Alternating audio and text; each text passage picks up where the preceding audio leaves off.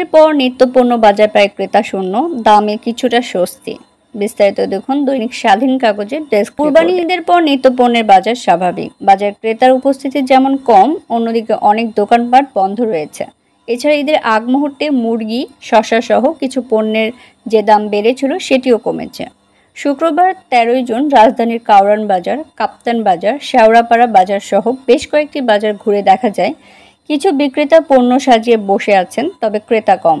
এতে অনেকটাই কম দামে বিক্রি হচ্ছে বেশিরভাগ নিত্যপণ্য। বিক্রেতারা বলছেন বাজারে পণ্য আসছে, ক্রেতা কম আছে। 2-1 দিনের মধ্যে বাজার আবার জমে উঠবে।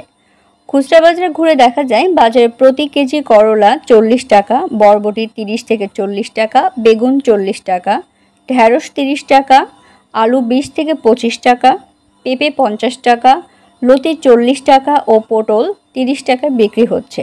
তবে কেজি প্রতি 100 টাকায় বিক্রি হচ্ছে টমেটো।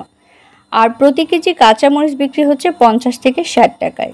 গত সপ্তাহের তুলনায় মাছের বাজারে কিছুটা চড়াভাব দেখা যায়। চাষের রুই, তেলাপিয়া ও পাঙাশ কেজিতে বেড়েছে 20 থেকে 50 টাকা। প্রতি কেজি চাষের রুই ও কাতলা 320 থেকে 360 টাকা, তেলাপিয়া 220 থেকে 240 টাকা ও পাঙাশ 200 থেকে 250 টাকায় বিক্রি হচ্ছে। এছাড়া প্রতি কেজি চাষের চিংড়ি 700 থেকে 800 টাকা এবং নদীর চিংড়ি 900 থেকে 1100 টাকায় বিক্রি হতে দেখা যায়, যা গত সপ্তাহের চেয়ে কেজিতে 100 থেকে 200 টাকা বেশি। মাসখানেক ধরে পেঁয়াজের বাজারও চড়া। খুচরা পর্যায়ে ভালো মানের প্রতি দেশি পেঁয়াজ বিক্রি হচ্ছে 55 থেকে 60 টাকায়। এদিকে প্রতি কেজি ব্রয়লার মুরগি 150 টাকায় বিক্রি হচ্ছে, তবে কিছুটা বেড়ে সোনালী মুরগি 250 থেকে 260 টাকা, দেশি মুরগি 650 থেকে 680 টাকা, সাদা লেয়ার 260 থেকে 280 টাকা ও লাল লেয়ার বিক্রি হচ্ছে 300 টাকায়। আর জাত ভেদে প্রতি পিস হাঁস বিক্রি হচ্ছে 600 থেকে 700 টাকায়। প্রতি ডজন ফার্মের ডিম বিক্রি হচ্ছে 120 থেকে 125 টাকায়। ভ্যানে করে কিছুটা ছোট আকারে প্রতি ডজন ডিম বিক্রি হচ্ছে 100 টাকায়। আগের দামে বিক্রি হচ্ছে আদা, রসুন ও পেঁয়াজ।